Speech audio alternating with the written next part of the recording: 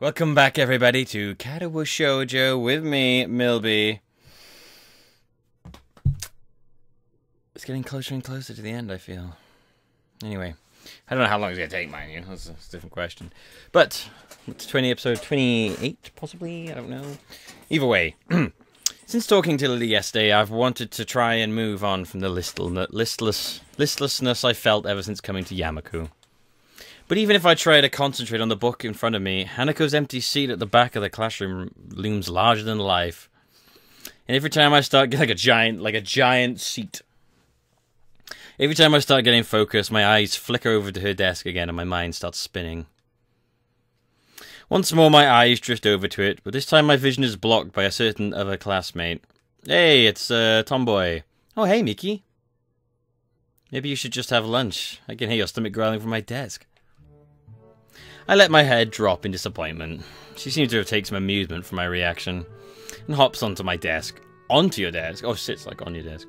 Her grin as she sits on it reminds me of the Cheshire Cat. So, what you working on?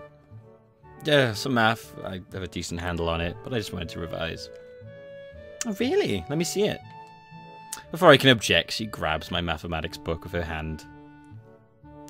She scans the page I was on, holding it open with the one hand she has, her left arm sitting uselessly on her lap. He's like, oh, judging your hand. In my time here at Yamaku, I've noticed that the other students have a wide range of adjustments to their disabilities. I'm pretty sure you said this before. On a purely practical level, Miki is one of those that seems to have trouble. The stump of her left arm tends to be either hanging by her side, slipped into a pocket, or otherwise put out of the way. Sometimes she has a difficult time doing common tasks, which makes her visibly quite frustrated. I feel a little bad for thinking this way, but I'm thankful about Hanako and I don't have disabilities affecting our freedom of movement to that extent. Then again, if Miki's problem worsened, at least she wouldn't have a real possibility of dying. My attention is refocused as she thumbs through a few pages, skimming their contents. With such casual interest in the subject matter, it's clear by now that she won't be any help. I'm guessing you're not too interested in this stuff. Screw math, it's boring as hell. I like this girl, she's great.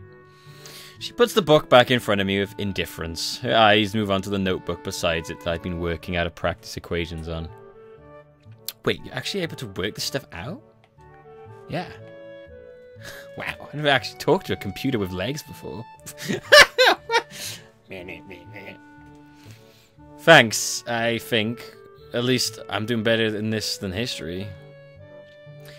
Think it's worth asking the librarian for help? I heard she's shooting for uni.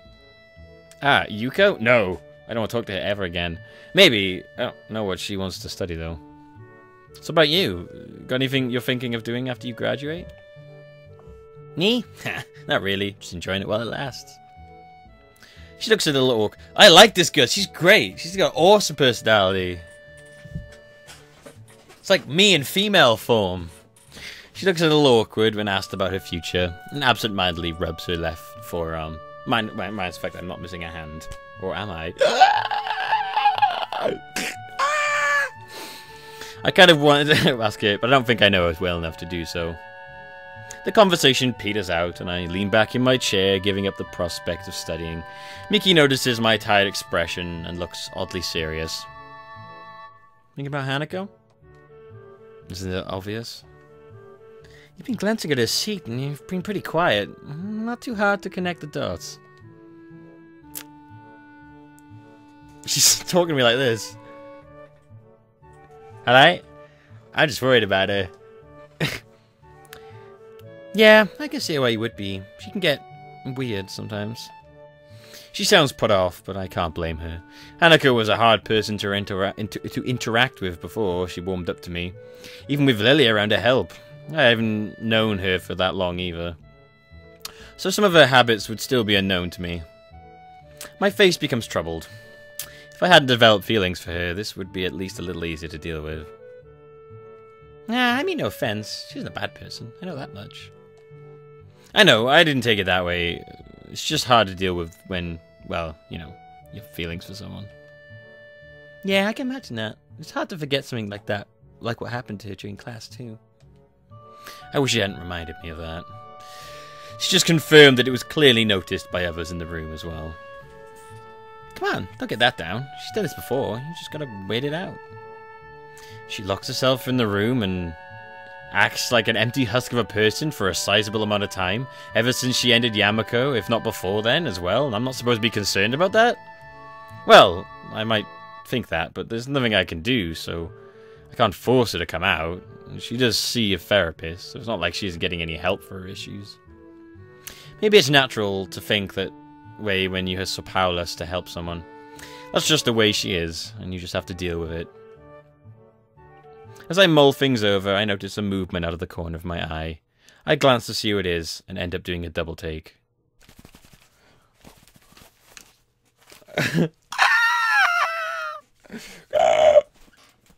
My heart!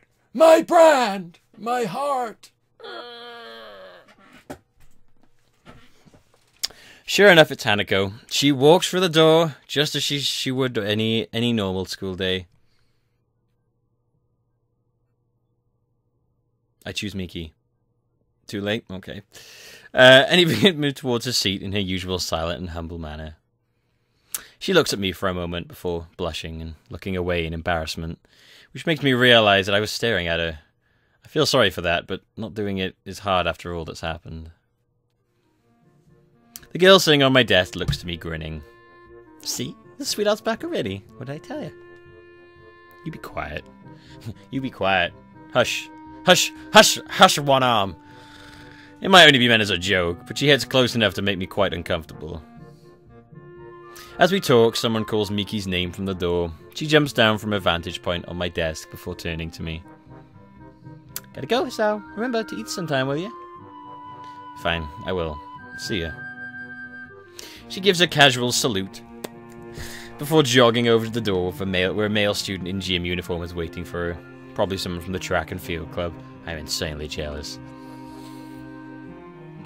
Seizing the opportunity, I get up and make my way to Hanako's desk. Hello. Hi, Hanako. What's up? Nothing. Maybe talking to her this soon after she came back to class was a bad move. When I come grab something from the cafeteria, I'm pretty hungry. But I thought you were studying. Studying can wait. Turning up for class after all this time must have taken some courage for Hanako. So the least I can do is stay with her. That's just the way she is, and you have to deal with it. That's the way Miki, and probably the class as a whole, views Hanako. I can do more for her, though. I want to do more for her. After being distracted by Miki, I don't think I'm going to get any work done. Come on, let's go. Because she distracted me, alright. She hesitates, but eventually gets up and joins me as we begin walking. This may be small steps for her, but the fact she finally came out of her room of her own volition lifts a large weight off my shoulders. Is that it? Okay. Okay. Okay. No. Okay. Okay. Okay. No. Okay. My pen busily scrolls onto a slowly filling page of my notebook. My other hand remains on the page of a reference book I borrowed from the library, marking my spot as my eyes flicker to and fro. As I work, I occasionally mark red circles or underlines onto the photocopied sheets of paper that lie on the table in front of me. Wanting a change from scenery from the library, and to avoid the distractions of the classroom, I decided to make use of the Shanghai for some quiet study time. Oh no, she's going to be here, isn't she? It ended up being nice and quiet as expected, and being able to get coffee while I study is a nice bonus. Hanako may have returned to her normal self since she came out of her room, but I've done quite the opposite. Daily routine may have returned to us, but I feel as if I'm a different person. Maybe I'm not. It's only been a few days, after all, since I decided I wanted to try and get out of the rut I'd found myself in after my accident. But I want to change, and now I'm actively working towards that goal. Or at least, I would like to think I am. Ugh, this is impossible. Brute forcing this isn't going to work. What's more, I have another piece of writing I have to do after this. I feel it's going to be no easier. No! Fucking here you go. I look up in mild surprise and annoyance to the source of the tentative voice. Yuko stands at the head of the table with a damp towel in her hand, clearly having taken the opportunity to clean the tables while no other patrons were around. She looks curious, her eyes as much on my work as on me. What's the matter? I was just wondering, my glasses. I was just wondering what sort of work you're gonna have to trouble. Wow, that's really annoying. That's a really annoying voice. Has it always been that annoying? I was just wondering what sort of work you're having so much trouble with. I'll do that one. It's a little less extreme. Oh, it's just history. I'm fine with science and math, so I'm trying to get my other subjects up to par. Yuko looks positively delighted at this development. I feel like I just chose the right answer on some big quiz show. Bing, bing, bing, bing! You answered correct. You made Yuko, the person you don't give a shit about, happy. Oh, I think I could help you with that. If you don't mind, of course. I briefly considered turning down the offer because then it would involve talking to her, but in order not to cause her too much trouble. But she looks too excited about this for me to do it. It would be mean to shoot her down like that after such a reaction. If you're willing to help, I'd really appreciate it. You are correct, sir, and the answer was indeed math. Bing, bing, bing, bing, bing, bing. 12 points to Hisao. She claps her hands together and quickly deposits her towel on the counter before returning and taking a seat across from me. Happy clap. I take my notebook off the top of the textbook and hand it over for her to peruse. So you're studying the Edo period? Yeah, I'm not really good at this, though. She takes the textbook and reads a few pages from a random section near the middle for a bit. But the aura of enthusiasm she's been radiating previously is rapidly sapping away. I'm guessing this isn't the kind of history you were expecting. Unfortunately not. Ah, you had one job! My main area is European history, especially in the classical era. Sorry. It's not like... Yeah, I didn't expect much from you, to be fair. She looks a bit downcast, but she carefully closes the book and lays it back down on the table. Her face perks up again. Would you like another cup of coffee? Yeah, sure. Go away, please. I reach forward and get my book back as Yuko gets up. Takes my mug and slowly walks to the counter to make another brew. As usual, she's absolutely silent as she does this. Every ounce of her concentration is focused on not tripping over or dropping the plain white mug. I take the opportunity to lay back and relax for a bit, the hum of the coffee machine filling the otherwise quiet air. It's small details like that which make me realize how much I've come to appreciate the little things in life. The peace and quiet... I was going to say the penis, then. The penis. The small things in life. The peace and quiet... Am I not just the worst one ever? The peace and quiet of the local town. The discipline and order of Yamaku. The green of the trees that were so rare in my home city. The relaxed pace at which the aging residents live their lives. Everything feels so... certain. It's comforting. I can feel myself beginning to nod off, with the sound of the mug coming to rest on the table grabs my attention. Seems like it arrived not a moment too soon. Oh, she's back. Yuko takes her previous seat once again as I pick myself up and bring a hand around the mug to check its temperature. It's just a little too hot to drink right away, so I blow on it a little. I'm sitting there like... What's she want? I'm done with you now, you can go. It's a shame you don't like history all that much. I sort of guessed you might be more into science. How so? You nearly read out the science fiction section of the library already. It wasn't hard to notice. You do have a good point there. Well, what can I say? You pegged me just about right.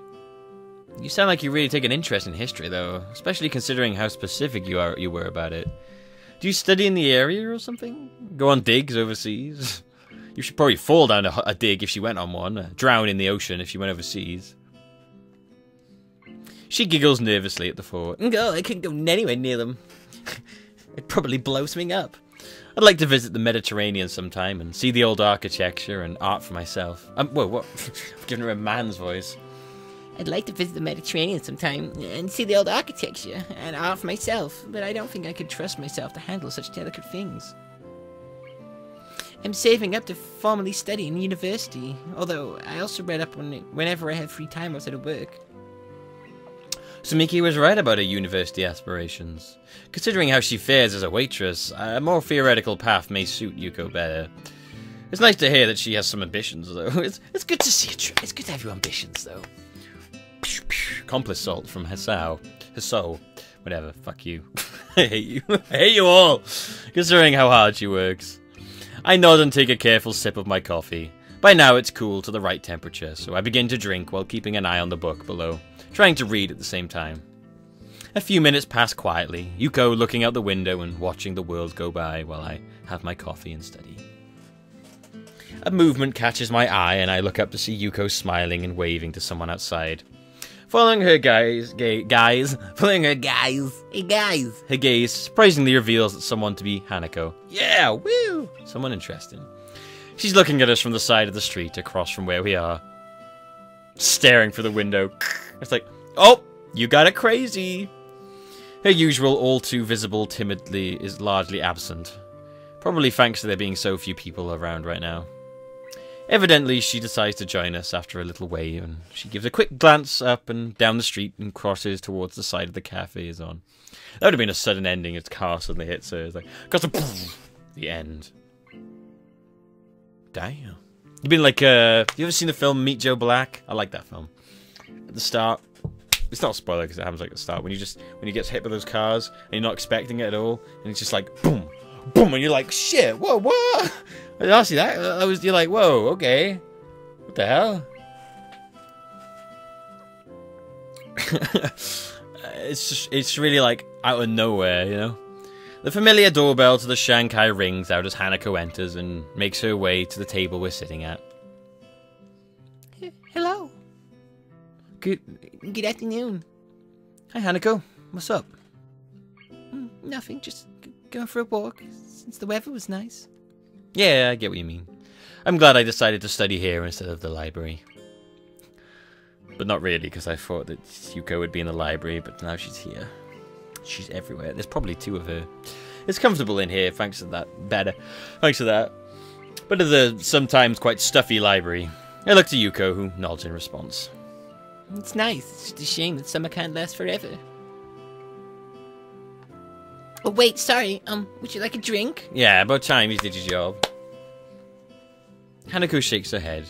Thankfully, it's enough to calm Yuko back down. You could have got rid of her. How are you going studying? Okay. Yes. Oh, yeah, have you talked with Lily? I'm interested too. How is she doing?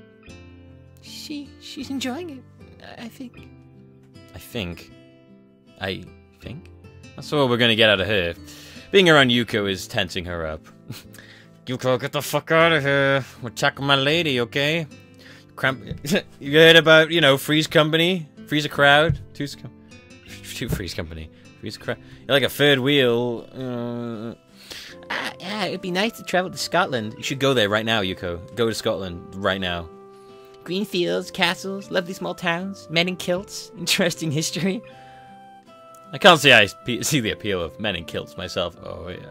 Men in kilts. Let's all just stop for a moment and imagine men in kilts. Men in kilts.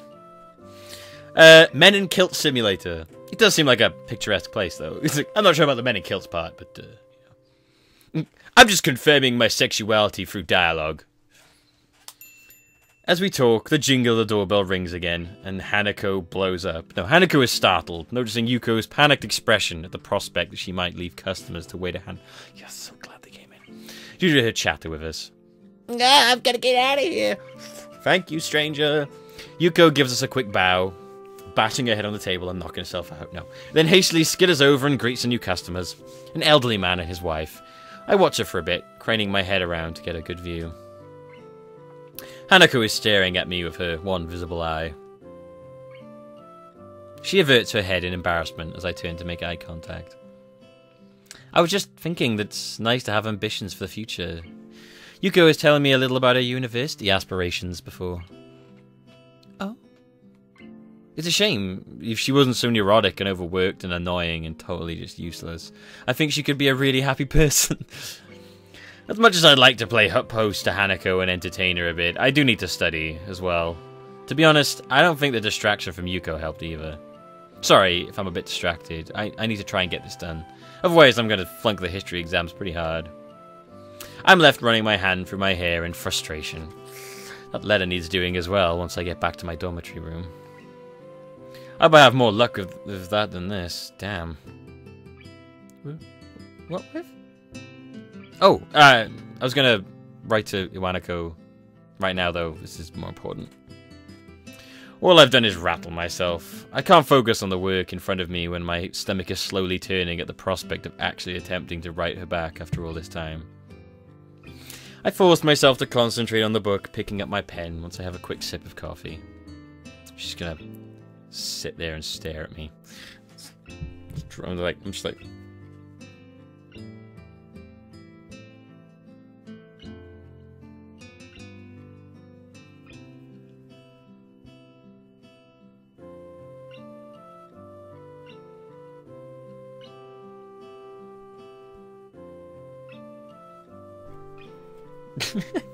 After a few seconds, Hanako stops silently watching me and leans back in her seat. Relaxing as much as she ever seems to be able to. It's like looking out the window to pass the time. We stay like this for a long time before leaving for the dormitories together. I'm surprised that she had the patience to wait me out. Iwanako's letter lies on my desk beside a blank sheet of lined paper and an unused envelope. The tapping of my pen is the only thing to be heard this late at night. As I feared, my second task for the day turns out to be just as difficult as the first, if not harder. It's been so many months since we even saw each other. Even so, I can still remember what she looked like, what she sounded like, what she acted like, what she smelled like. But now, though, the little details are beginning to slip away. When I first saw her letter, I barely recognized her handwriting at all. Even the pink pen she always used was forgotten until her writing reminded me of it. I wonder why she didn't use it for the letter. She used to write everything with it. Maybe she thinks it's too immature now. I should be thinking about myself and what I have to communicate to her. My mind can't stop concentrating on her, though.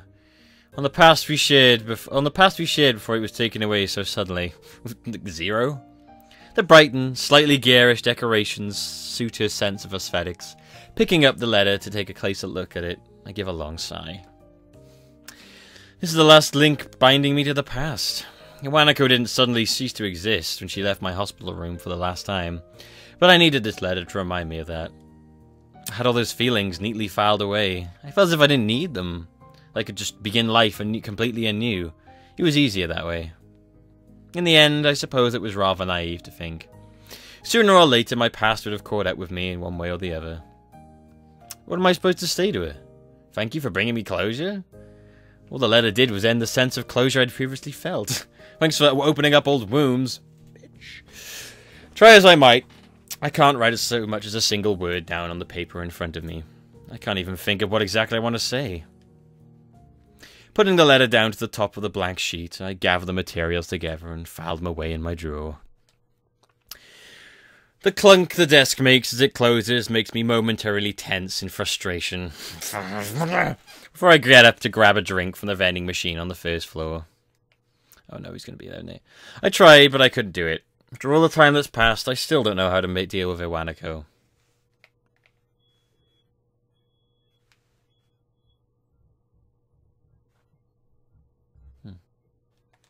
That's weird. The thing doesn't go until I press X. Or X or whatever button. I'm using a controller right now. The library, while not humming with activity, is noticeably more busy than usual.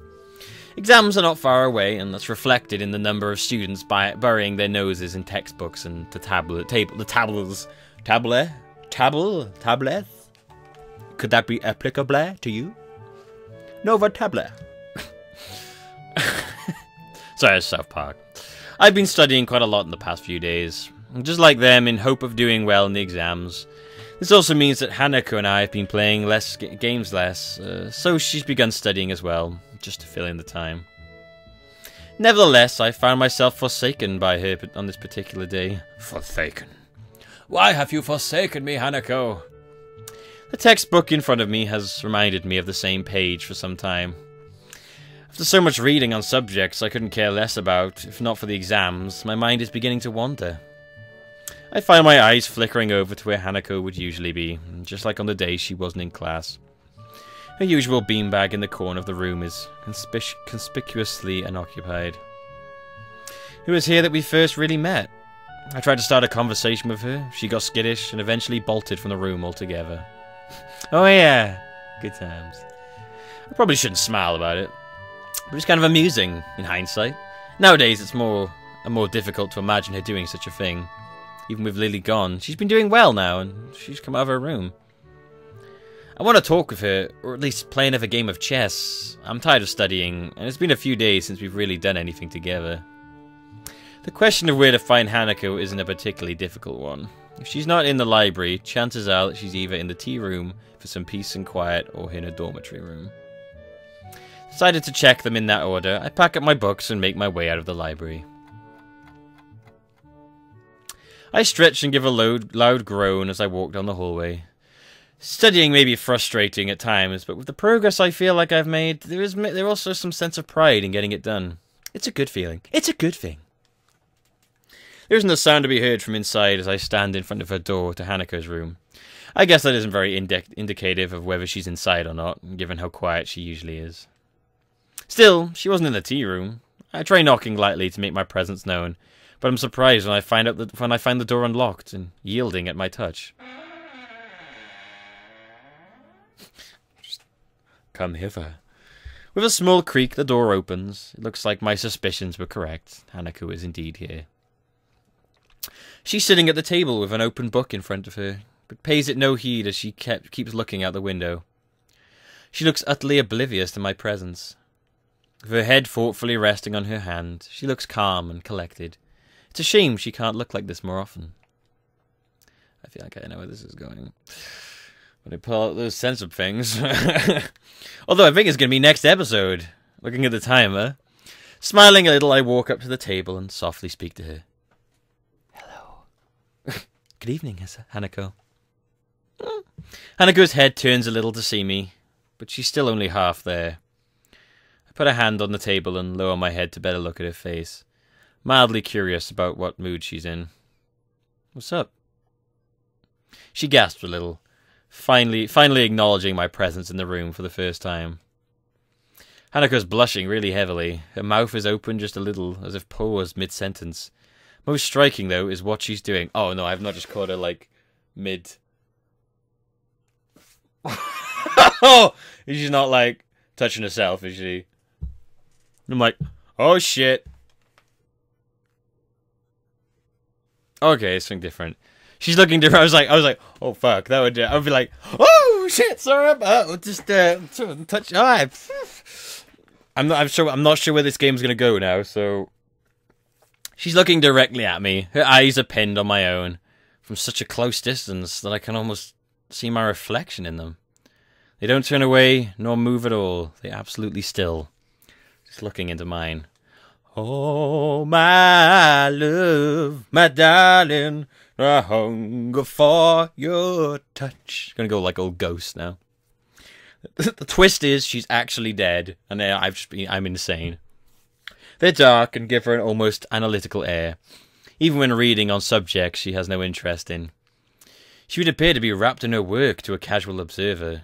She absorbs information very well, and even now I can feel that. I feel like I'm seeing something behind those eyes that I've never saw before. I don't know what it is, though. Hanako? Her lips move just a little, silently mouthing something. She looks like she's on the verge of saying something, but won't say it. That's the way Hanako always is, on the verge of saying something, but never quite doing it. As I look intently into her eyes, I realize something. Everyone has their own thoughts, things they want to say, their own worldview. But I can't work out what Hanako wants to say, and I can't work out what she's thinking. I never have been able to. It's frustrating. It feels like I don't know her at all, despite all the time we've spent together. So?